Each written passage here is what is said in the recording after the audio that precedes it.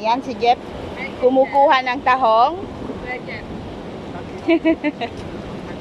Gani po ang ginagawa namin. Taghirap ngayon. Kaya nangunguha kami ng pang-ulam namin.